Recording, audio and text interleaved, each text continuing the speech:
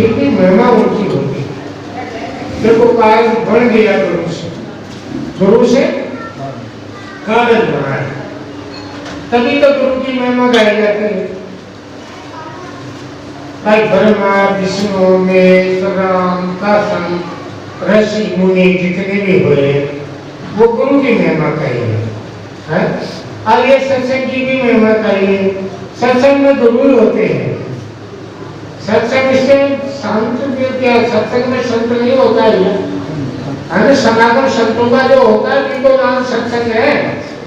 समागम जो संतों का मिलना होता है उनको नाम ही सत्संग है। अगर समागम संतों का नहीं है तो बताओ सत्संग कैसे हो? गायन को तो सत्संग कहते नहीं। जहाँ समझ मिल जाए उनको नाम सत्संग। ये जीवन नाशवान है। जीवन प्रति एक एक सांस बदल रहा है।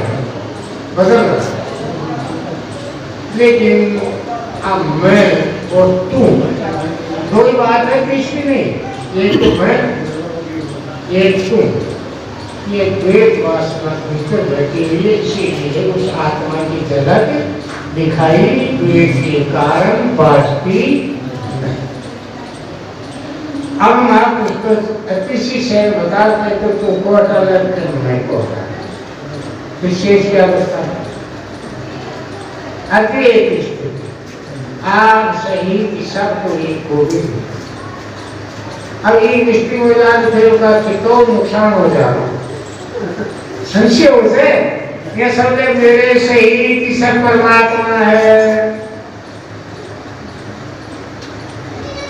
फिर कोई दूसरा वास्ता नहीं है तो क्या वो जिंदा है? जब उनकी तरफ से तो उनकी दृष्टि में तो परमात्मा ही है, ब्रह्म ही है, जगत है ही नहीं। जो वास्ता है जो सुनने में देखने में आ रहा है वो परमात्मा। अब दूसरा है संशय किसका? संशय होता है एक दूसरे से। ये संशय होता है मृत्यु का भी। शरीर है मेरा, मर न जाए, ये भय होता है? तो इसी भय की निवृत्ति सत्संग में संतों का समागम से ये कहता है नर रह जीवड़ा। नर चिंता मतलब मरने वाला मरेगा, बना है जो मिटेगा। तो ये सबसे मजबूब है तो तेरी मस्त फकीरी में जीवन बनाना। केवल सोच और विचार की बात है, ऊंचा विचार बनाना है। और ये एक दीन भाव हो करके आदत आई ना अपना कविता ही दीनता है। गरीब है महाराज किसी बात ये विषय आ गया वीरता का। ये शेर का विषय है। शेर किसी का भय नहीं खाता। शेर को सुबह शेर भी मिलता है, ऐसी बात नहीं मिलता है। बड़ी बड़ी भाषणी सिंह का शेर का टुकड़ा कर देता है, लेकिन शेर भय नहीं खाता है। चाहे कितनी भी तगड़ी भैंस हो लेकिन उसमें तो झपक मारता है, चाहे वार में आवे चाहे ना। क्या शेर पुणे खत्म हो जाता है कि शेर को मार देते? शेर तो शेर ही होता है? तो महापुरुष कहते हैं तुम तो सच्चिदानंद हो, तुम तो भगवानों के महाभगवान हो, तुम ऋषियों के महाऋषिवर हो और तुम दातों का भी दातार हो और सरदारों के भी सरदार हो। तेरे ऊपर कोई है ही, मेरे ऊपर कोई है ही नहीं। भय तो ऊपर का होता है तो फिर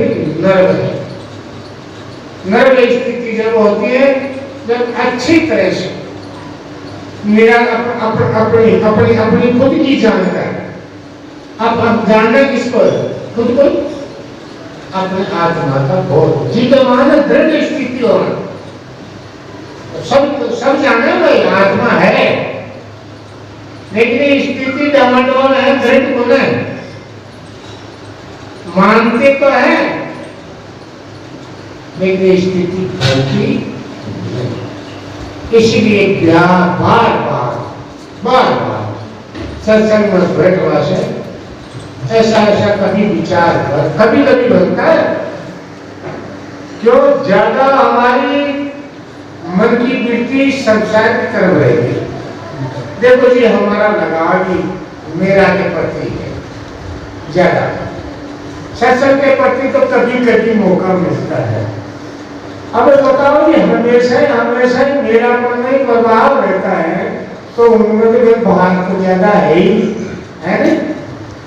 हम आपको बताता है, अरे जितने प्रीति सीखो तुम परिवार से तुम जोड़ रखी है, उतनी प्रीति तुम महापुरुष से जोड़ रहे।